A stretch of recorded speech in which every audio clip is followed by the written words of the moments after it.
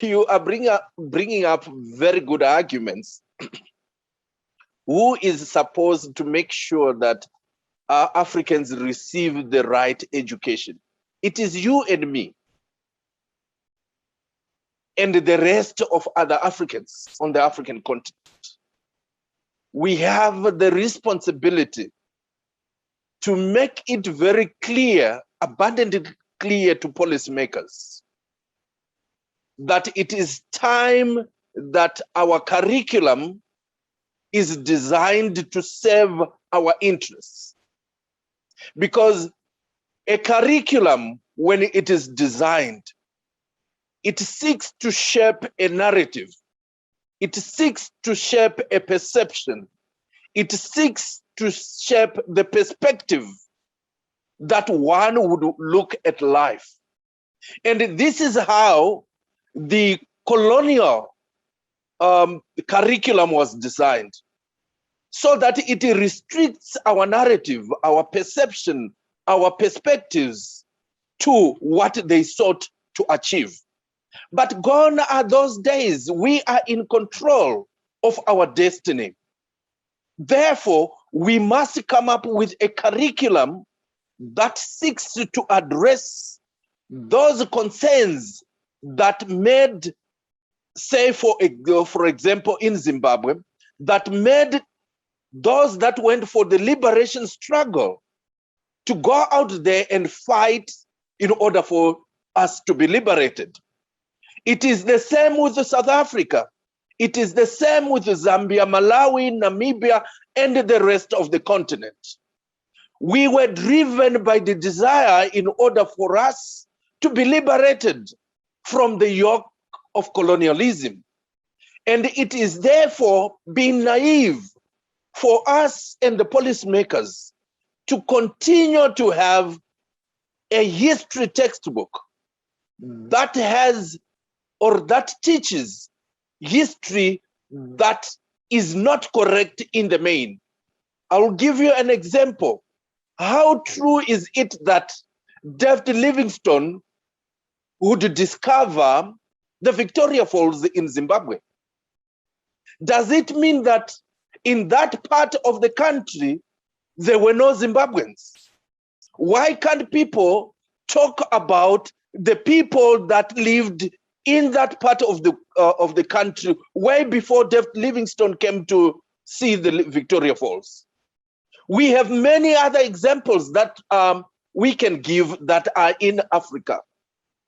And these, when people talk about discovery, they talk as if they got into Africa and the people in Africa could not walk. They did not exist in some parts of their own countries.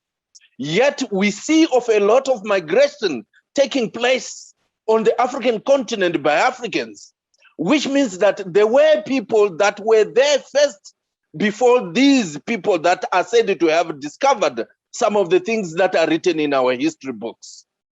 Therefore, it is, like I've said, you and me and many others to seriously look at advocating and pressuring governments to make sure that we have a deliberate policy in crafting textbooks that gives the right history of Africa. You can even look at mathematics, for instance. Who are the first people who are said to be mathematicians? Many of them are found in North Africa. But do we talk about them? Not at all. We then talk about other people that are across the Nile, across the Red Sea. And these are the people that we begin to revere. Even writing itself, there is very little that is written about the writing that was taking place in North Africa and Africa as a whole. Even when we look at the counting system that we use, the counting system that we use in the different communities in our native languages tells us that there was counting in Africa. There was something that was happening. So it can't be true up to this day and age that we should continue to give our children information that does not inform them of where they are coming from, what their ancestors used to do, so that we can shape our future according to what our communities used to do in the past. And we are still battling in most of the African countries today in order for us to develop our communities, because when we go to our traditional leaders, our traditional leaders still want us to do things through the traditional way. Yet, many of us have decided to ignore the traditional way. And we are having some challenges on the African continent because we have left that which is ours and adopted that which serves the interests of the colonialists. In this case, those who colonized us before we decided to take up arms or to liberate our countries. So yes, true, our history should be changed. It should be written, and we should advocate for this yesterday in order for us to correct the future for our children. Absolutely. We should have started it yesterday, and today is another opportunity. So for you out there, if you are a historian, if you are a writer, of course, I'm not talking of this African writer, because there is an error, I think, that African writers are making, African historians even, in that they basically, some of them, not all of them, some of them basically regurgitate what the Europeans have written. They don't really go down to investigate the story. And this is a huge mistake. This is even more than not knowing anything for the people that are reading your work. Because Egypt is in Africa. If we want to talk about Egypt, there is no need quoting the European. Go to Egypt and research it. Let it be according to you, not according to some European writers. We don't need to do that. We cannot be shooting ourselves in the foot. Because those people that are writing, they didn't write it according to your point of view. They write it according to their point of view. Now look at it. It's called history. History, there are two Before words you go there. in.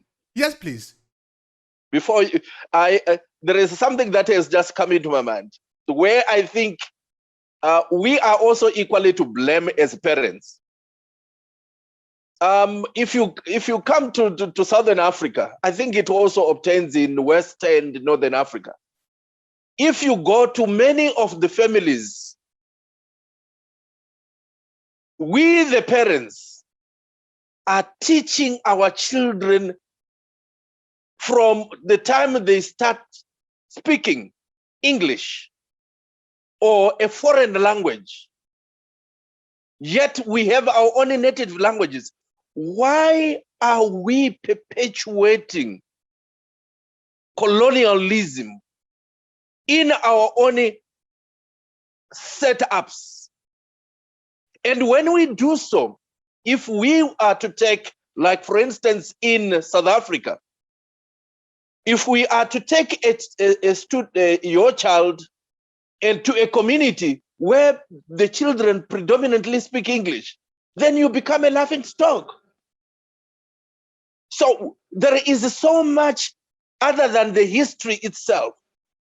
There is so much enslavement, mental enslavement that has taken place in ourselves, which needs to be dealt with, because we are perpetuating mental enslavement from our own households, where we are prioritizing foreign languages, languages of colonialists, as if they are superior to our own languages. It is also a challenge that we should put across to our own brothers and sisters, fathers and mothers, that our languages, our native languages, they have so much that they speak to our day-to-day lives, and they should be taught from a very tender age. I speak Shona. I should be proudly speaking Shona at any given time when I have my Shona brothers and sisters. rather than for us in a community where we are predominantly Shona, we find ourselves speaking English. That again is an area that I think needs to be addressed, because you get also to schools where you say we want children to understand English. Therefore, if you are found speaking your native language, you will be punished. Or a card or some button is given to students so that once you are found speaking your mother language, you are given that button. So we are pushing or forcing our own children to do the wrong things in schools because of the mental enslavement that has permeated into us, which needs to be dealt with in order for us to go into the history, the mathematics, and all these other subjects so that they serve the interests of Africa and Africans on the African continent.